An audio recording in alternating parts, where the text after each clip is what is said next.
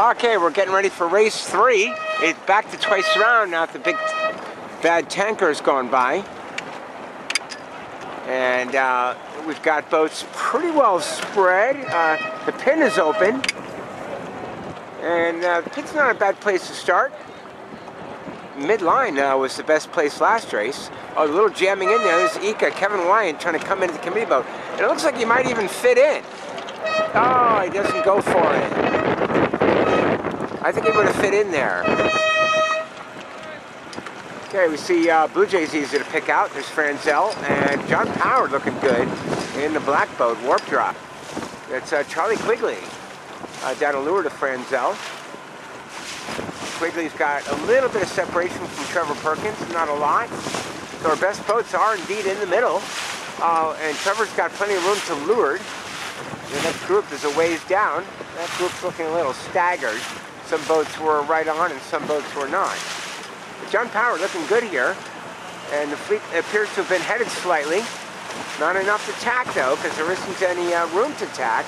The boat's stacked up on everyone's hip. A little too much pressure for this boat. They do a little roundup. Unlike Power, just heads up gently and takes off, as does Franzel, and a little lift.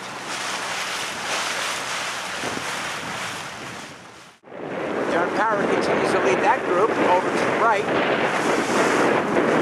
Franzel and a blue boat on the hip.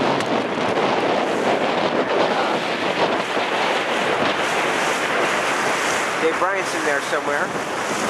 I think Dave Bryan's left most in our view.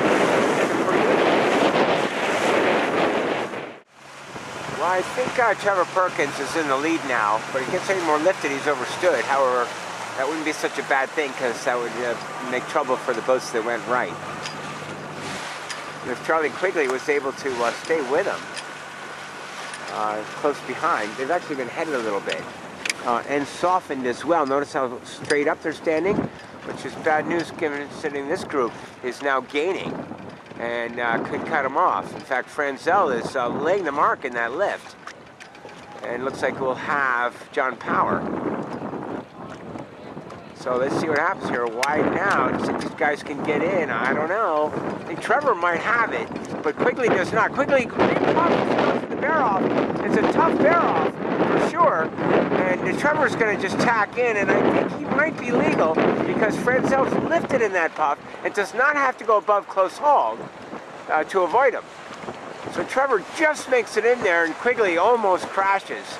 But quick move on that main sheet saves their boat. So they're the three leaders.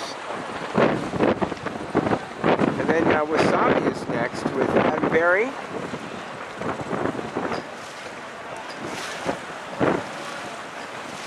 And then Charlie only dropped a fifth on that. That looks like Santuza. And also John Dexter's boat. I'm sure that's him on the wheel. A bunch of boats stacked up on the ley line just coming in. Fairly orderly though, no big problems. And these guys are, this is a problem being wide at an offset mark. It allows other boats to come in on you, but no one is because they're all wide.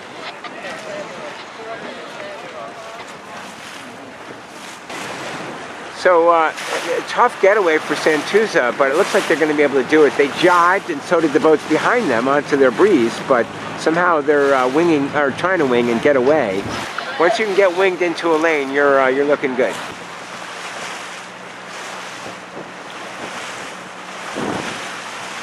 Good technique there. Dave Bryan looking back quite a bit. Reminds me a little bit of Matt Chow, one of the blind skippers facing aft on the run leg to steer the boat dead downwind with a jib wing. He's trying to figure out a couple things here. Where's the best puff for the entry into the gate? Also, perhaps, which gate mark? Pretty square down there. And the gate mark determines kind of which way you go on the next beat.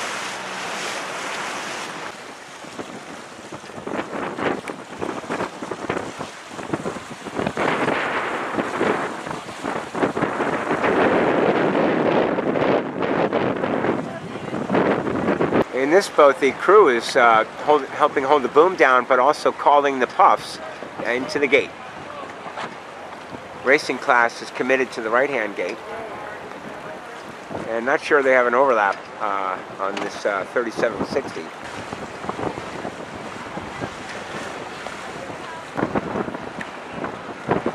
Approaching the second one on the mark, Franzel's off in a header there. I don't think he's going to catch Trevor that way unless, although the breeze does get wacky right at the mark. So now Dave's lifted a little bit. That's not going to help. In fifth place was Sabi.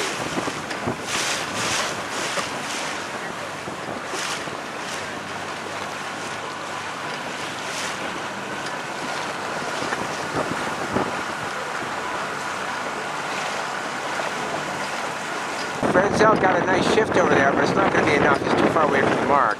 Trevor is just below the mark now. And even though the breeze isn't spectacular up here, it's got to be good for them to get, because they're so close to the mark. Two's a roll tacking. Got everyone up on the rail. Yeah, they got a big duct tape job on the side of the boat. Apparently they were in a collision pre-start. Lifelines are looking a little loose. And Trevor's around. Franzel a close third. Franzel on the inside at the offset will jibe around and pick up Quigley.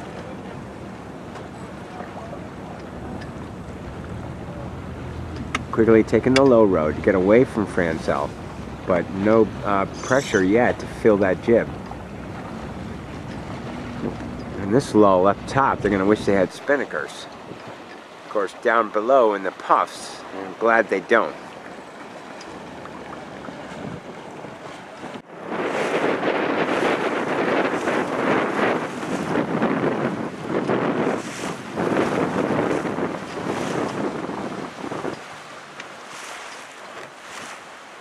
Pretty orderly here. One boat at a time. Action in here, Bob Perrey is being forced out pretty far to the side by all these boats. He's on starboard, but he's got traffic problems. They're going to take his wind as they diagonal back into the towards the gate. They're only 40% of the way down the run right now. And now Bob's one of the first ones to wing of that group after jiving. And that allows him to maintain this separation, even though he's not headed directly for the gate.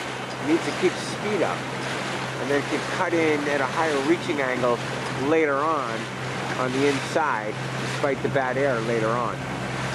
But this lateral separation is keeping them ahead. So Perrey remains quite wide, still heading to the left of the gate, trying to keep their air clear from this group. And so far they're successful, but they're still not quite on course. Here's Trevor Perkins with all four crew members on the rail. He must be playing his own traveler there, and they're going to win this race on a close one over Dave Franzel. With Charlie Quigley going to be kind of a distant third, having been forced to the right after the going wide at the offset mark. So here's Bob Perrey no longer able to wing, but that's okay. They were able to maintain the inside all the way into this gate mark. They got good crew work on that boat in general, so they should have a nice rounding and hold off this large group to beat the mid-fleet pack back up to the finish. Good roundings by all, so positions probably won't change. Well, one boat's a little wide there, and they don't know what to do. Are they trying to they should be tacking instead of just kind of luffing the sails. Dexter's boat is tacked, and I expect to see the same from Bob Perrey soon. They're holding out for more breeze because the other end might be favored for finishing. See what that is? Oh, that's the racing class has picked up Bob Perrey, and Dexter does not, because all the way over here we have Perrey is tacked and will cross at the new favorite end in the left shift.